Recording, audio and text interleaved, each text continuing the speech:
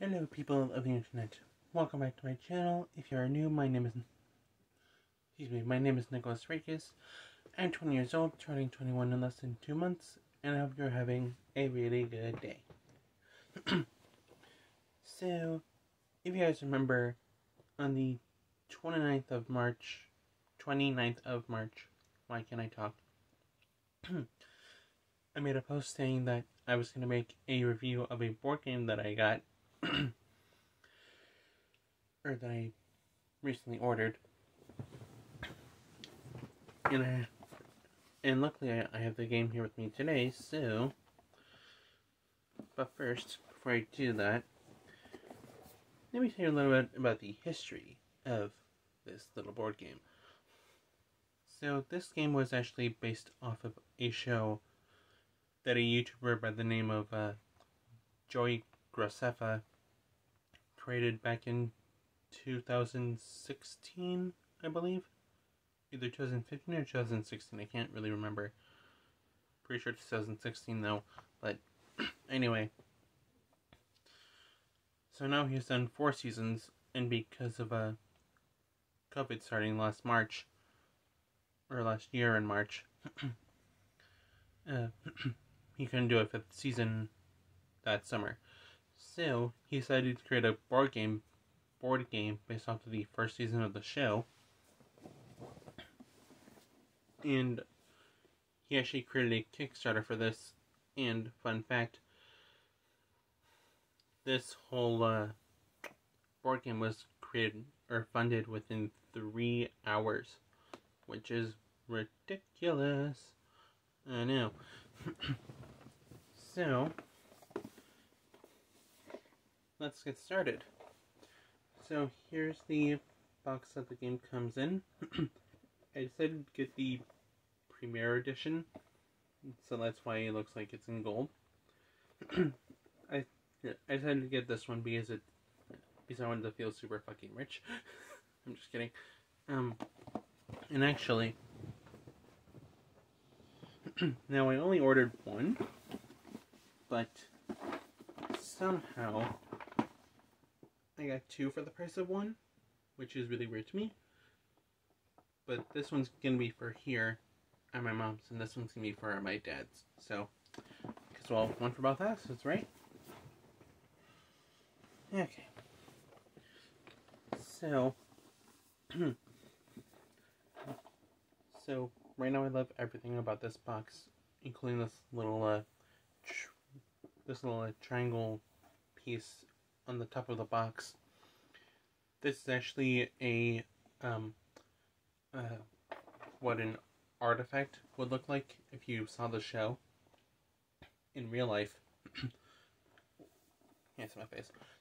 And in the show, they had to collect these 4 different artifacts by solving different clues and things like that. I'm not going to give any spoilers or anything, but or hopefully that wasn't a spoiler. But anyway, and in each episode, a YouTuber dies in almost each episode in each season. So, yeah, that's awesome. Now, wait, and on the back, this is the symbol that represents the Society Against Evil, or the SAE. Excuse me. And essentially it's a society that fights against evil, obviously. So, let's open the box. And let's get started, baby.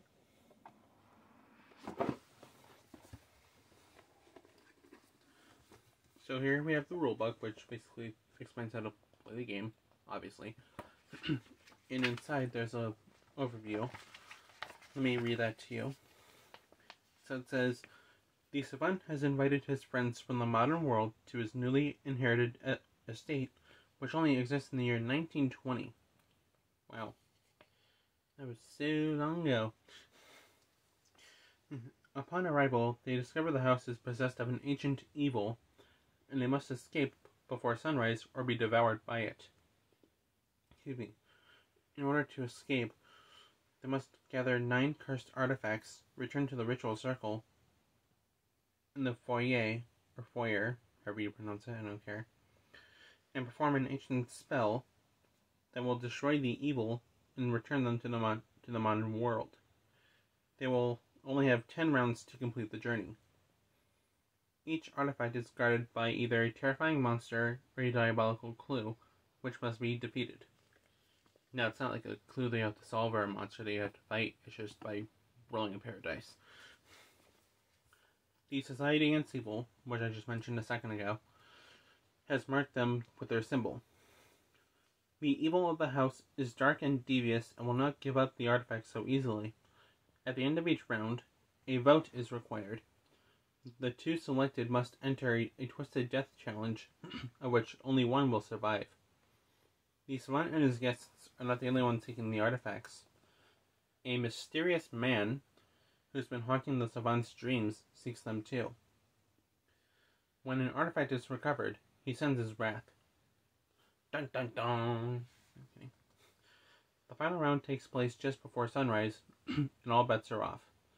The remaining guests run through the house, taking turns as fast as possible before time runs out. There are many ways to lose, and only one way to win.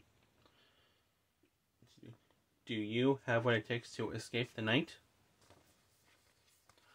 Dun dun dun! Okay. So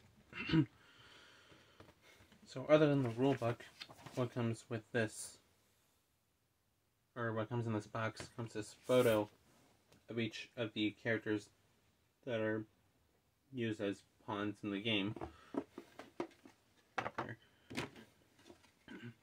And this we have a little blocker for when the vote is required.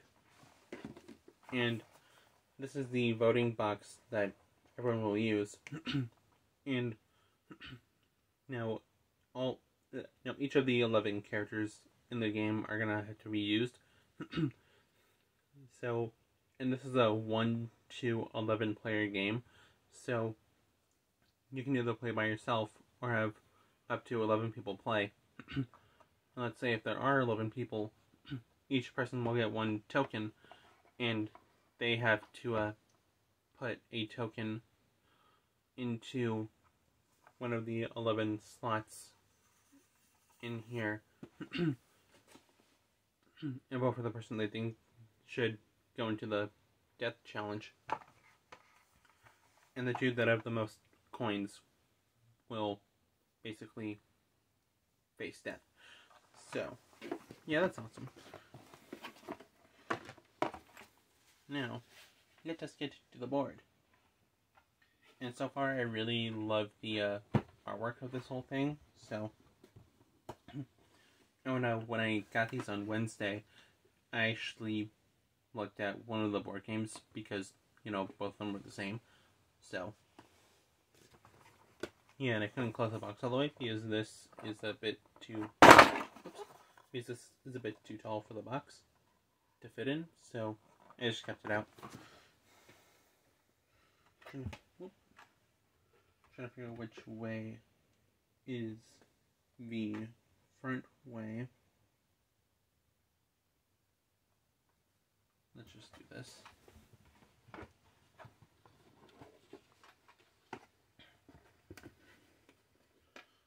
So this is what the board looks like.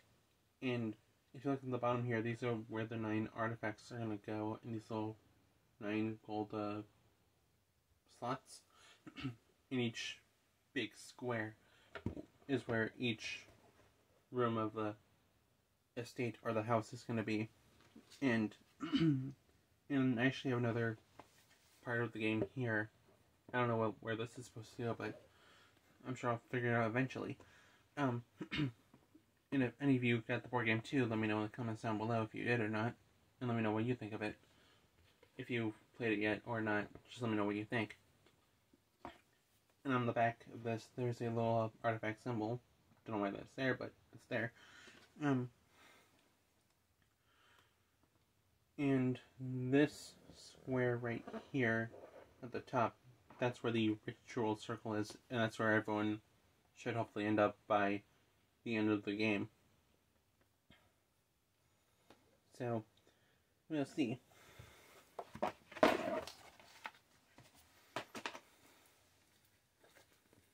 So, I haven't taken this out of the plastic yet, but this is the Mysterious Man card, and, excuse me, and it describes what happens if you get a certain number in each roll. And there's a little synopsis on this. It says, each time an artifact is recovered, roll 1 dice to determine the consequences, on the 10th run, flip this card over. And when you flip it over, it'll actually show who the person is, and the person's name is Arthur, spelled normally, thankfully. And underneath that it says, each time an artifact is recovered, roll 1 dice to determine the consequences. Basically the same thing, just without that last sentence. It's like, for example, on the Mysterious Man side, if you roll a 1 or a 2, all players discard a relic card, which I have in here, which I'll show you in a minute.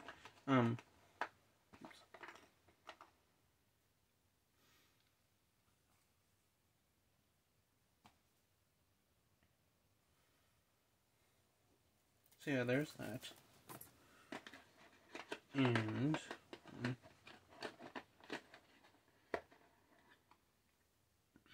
And here's one of the artifacts.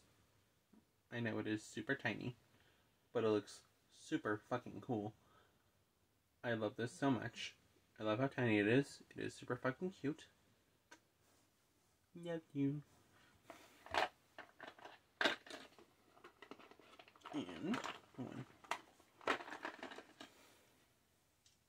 And here are the dice that come with the board game. If I can hold them. There we go. There we go. Obviously they're in gold because I got the Premier Edition. So duh. Now, there are little tiles that are dispersed throughout the game. And they are either a red monster tile or a green or a green clue tile. And if you land on one of those, you either have to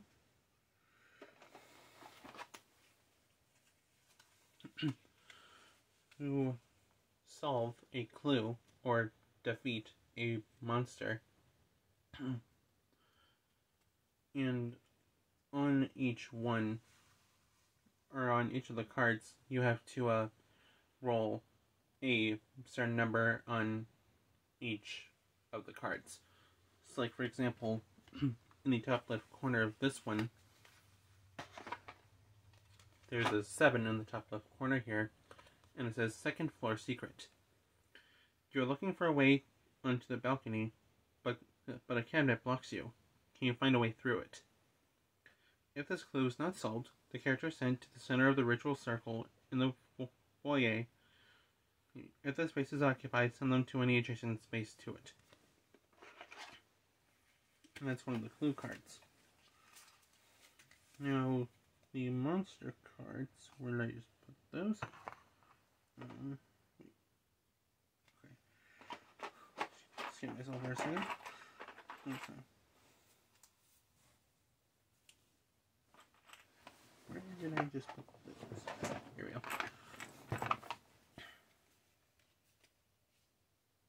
Trying to find a good one. Oh, here we go. So like, for example, for one of the monster cards, there's the Mermaid Sisters. Don't know if you can see that, but on this one you would have to roll an 8 or higher to defeat the monster. And it says, if you get too close, they'll drag you down into a watery grave. If defeated, place the Mermaid Sisters on the side of the board as a companion. When a monster is drawn, the player may choose to put it at the bottom of the deck and draw another. Discard the Mermaid Sisters after one use. So, yeah, there's that.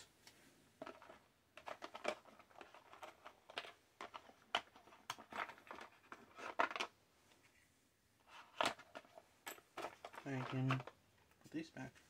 Come on. Later.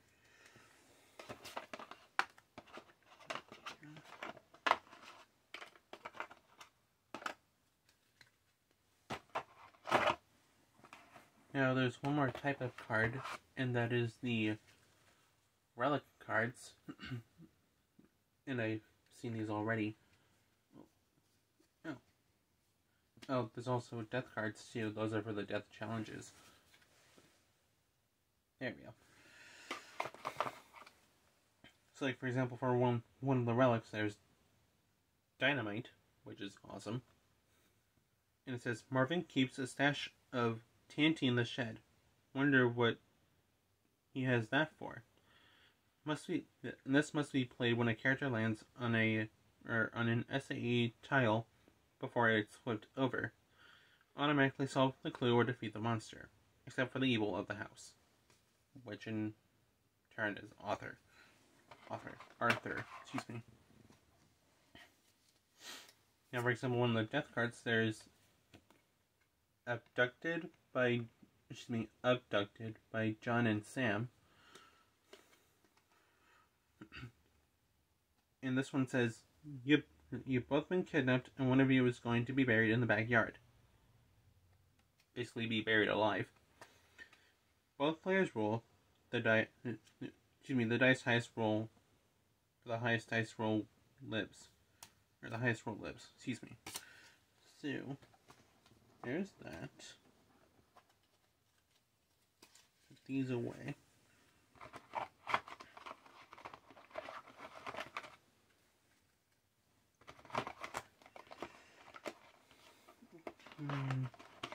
One card. Let's do. Okay. Then there's also the sand timer, which I think is for each turn. I'm not exactly sure, but I'm pretty sure it's either for each turn or only for the 10th turn. I'm not exactly sure, but anyway. So yeah, there's a little hourglass timer here. Just gonna let that run. And then there's also player cards.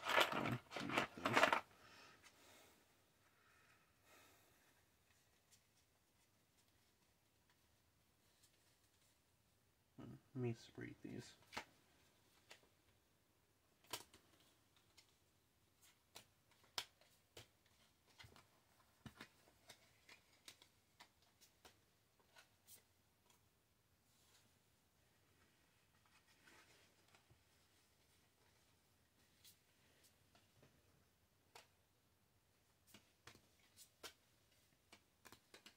And there's 11 characters in total, just so you guys know.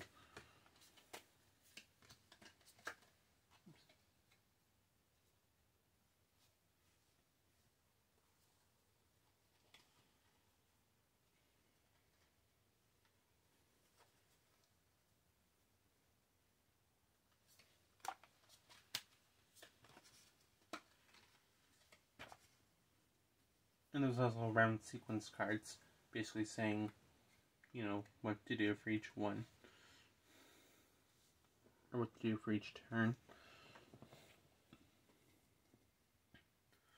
So these are the 11 character cards that are in the game. There's the Savant, the Professor, I think? Yeah, that's the Professor. We have the... Oh wait, hold on. Oh, no, sorry, that's the Renegade, sorry. This is the Professor. We have the Journalist. The Mobster, I think. Yes. We have the Jazz Singer. We have the Hustler. I can move it. We have the Heiress. We have the Gambler. And we have the Fixer. Oh, and there's also the Big Game Hunter. And that's all 11 of those. And those are the people that you play with. Excuse me. And for each character, there's a certain card that goes with them. Like, and they get a certain advantage in the game. Like, for example, if you get the savant, that person cannot be voted for. Basically, they can't go into a death challenge, which is super freaking sick. Anyway. And then these are what the voting tokens will look like when you get the game.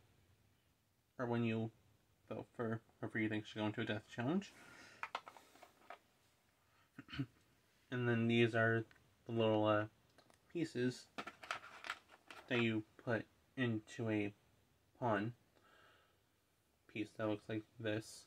So, like, basically, for example, if I wanted to be the big game hunter, I just simply slide this into the piece holder, or whatever this is called. If you guys know what that is, let me know in the comments below, because I feel super stupid right now. Yeah, I just slide the little piece into the little hole, and then you can just move around the board. Easy.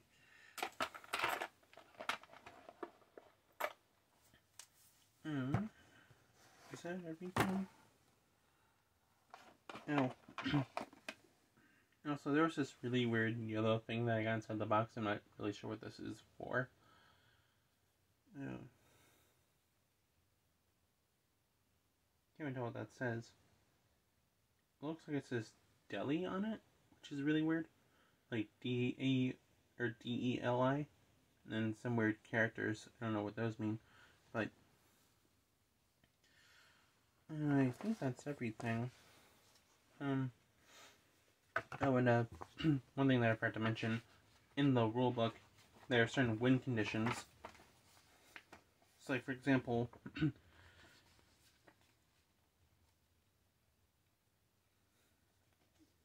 so the players that are still alive at the end of the game, those are the people that gather the 9 artifacts, and all living characters are standing in the ritual circle. Excuse me. The additional victories. Yeah, and there are also additional victories. Like, for example, the player whose character defeated the most monsters is named the Monster Slayer. The player whose character solved the most clues is named the Clue Master. And if this is the same player, they're named the Master of the House. So basically, they just win the whole game. And on the next page, it just shows what comes in the box. In the box. Excuse me. Is there anything else that I'm missing?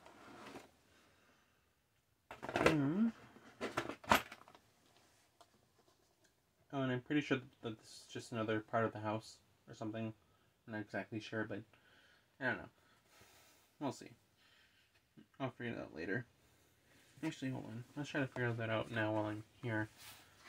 Let me see.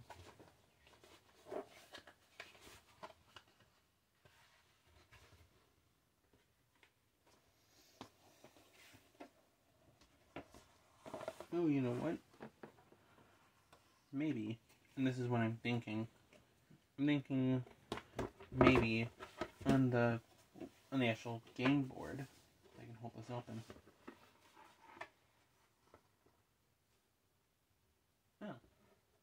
Oh wait, I was holding it upside down. This is the right way to hold it. My bad. So what I'm guessing is that this is the right way to hold it, by the way, because apparently I had it upside down. So I'm guessing that, if you can see my face, I'm gonna do this. I'm guessing that this little piece goes over here. If it's turned over and put here, I'm not exactly sure, but I'll figure that out later, and I'll put it in the description. But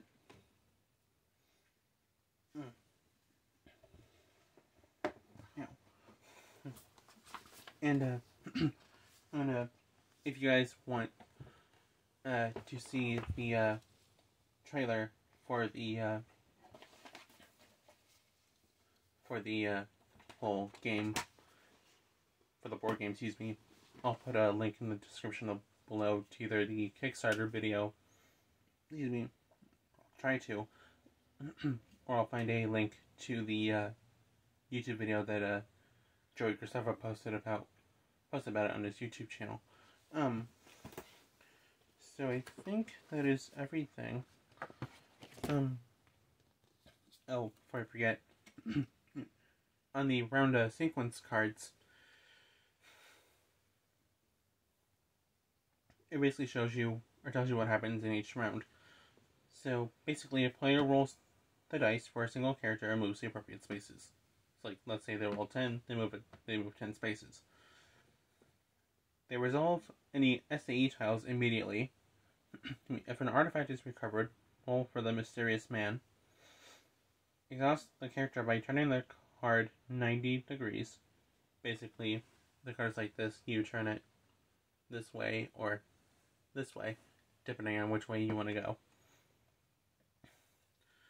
The player to the left follows the same first 4 steps. This round continues until all characters are exhausted or have taken a turn. The vote is called and tallied. Draw and resolve the death challenge card. Move the round tracker forward 1 hour. Oh, wait. Oh, that's what I was forgetting. Hold on. The round tracker. Where is that? Oh, it's over here. Hold on.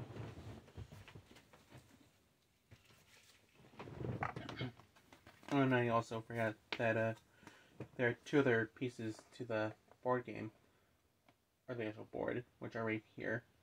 These look awesome. I love the artwork. And this is the round tracker. So basically, it would start at round 1, or hour 1, and it just goes all the way up to 10. Hold it. All the way up to 10. And then on the 10th round, however many people are left, they have to try to get to the foyer circle. So, yeah. That's going to be awesome.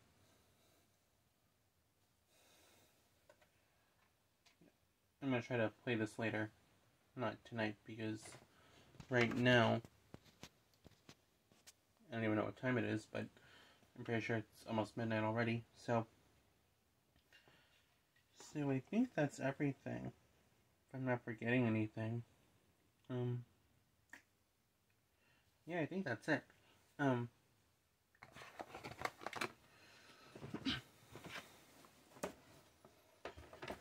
So yeah,